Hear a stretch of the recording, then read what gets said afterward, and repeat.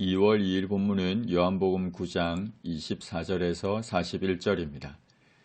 바리새인들은 맹인이었던 사람을 또다시 불렀습니다. 그리고는 너는 하나님께 영광을 돌리라고 하면서 우리는 이 사람이 죄인인 줄 아노라고 했습니다.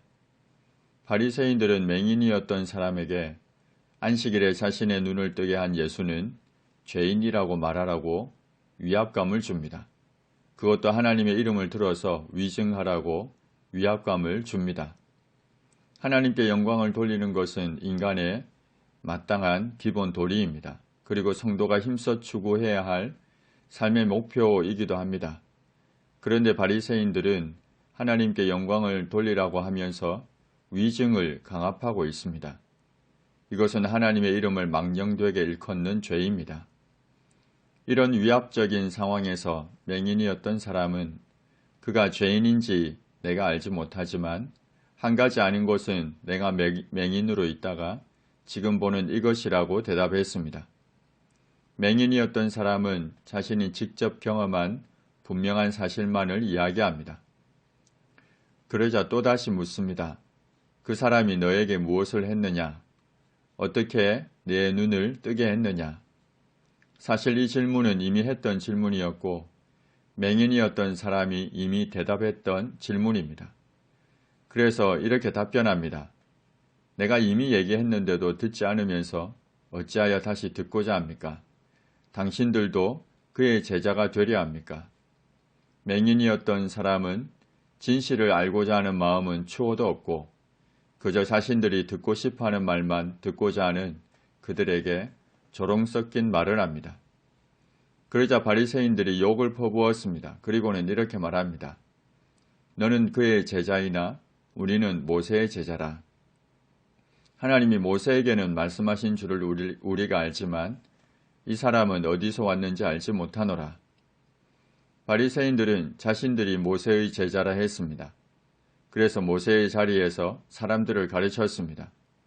그러나 그들은 참 진리가 무엇인지 배우려 하지도 않고 도리어 예수께서 오실 것을 예언하며 그의 말을 들으라고 한 모세의 말을 거역했습니다.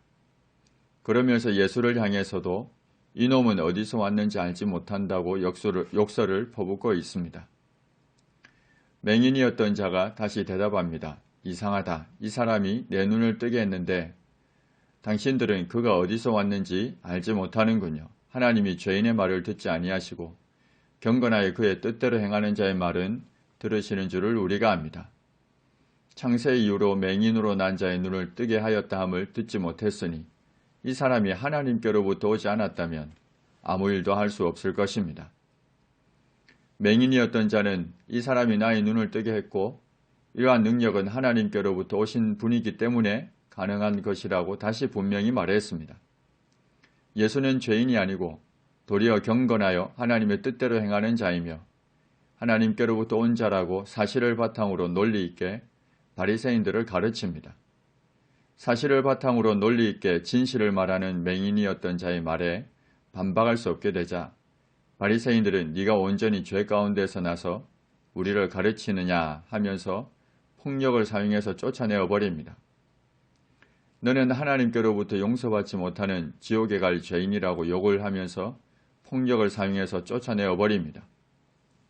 악인들은 진리에 대해 반박하지 못합니다. 도리어 자신들의 오류나 죄가 드러나는 궁지에 몰리게 되면 회개하지는 않고 더욱 악을 행합니다. 악인이 죄악을 품으며 재앙을 베어 거짓을 낳았도다고 한 시편의 말씀처럼 말입니다. 예수님은 그들이 그 사람을 쫓아냈다 하는 말을 들으시고는 그를 찾아가 만났습니다. 그리고는 이렇게 말씀하셨습니다. 네가 인자를 믿느냐? 이 표현은 그 사람의 눈을 뜨게 해준 그 사람이 메시아임을 믿느냐는 의미입니다. 인자라는 표현은 다니엘서 7장 13절과 14절에서 메시아를 나타내는 표현으로 사용되었고 예수님은 그의 눈을 뜨게 해준 그 사람이 바로 메시아인데 그 사람을 믿느냐고 하신 겁니다. 존경하느냐라고 하지 않으시고 믿느냐고 하셨습니다. 그러자 그 사람이 대답하기를 주여 그가 누구십니까? 제가 믿고자 합니다 라고 했습니다. 눈앞에서 말씀하고 계시는 이분이 자신의 눈을 뜨게 했는지는 아직 모르고 있습니다. 그래서 단지 인간적인 존경을 나타내는 호칭으로 주여라고 부른 후에 자신의 눈을 뜨게 해준 자가 누구인지 알려주면 믿겠다고 했습니다. 예수님은 지금 네가 눈으로 보고 있는, 지금 너와 말하는 내가 바로 너의 눈을 뜨게 해준 메시아라 하셨습니다. 그러자 그가 주여 내가 믿나이다 하고는 절했습니다. 신적 경의를 표하는 호칭으로 주여라고 부른 후에 내가 믿습니다 하고 신앙 고백을 하고 하나님께 경배하듯 엎드려서 경배했습니다. 예수님이 말씀하셨습니다. 내가 심판하러 이 세상에 왔노라. 예수님을 믿는 자들은 구원을 받고 예수님을 믿지 않는 자들은 심판을 받습니다.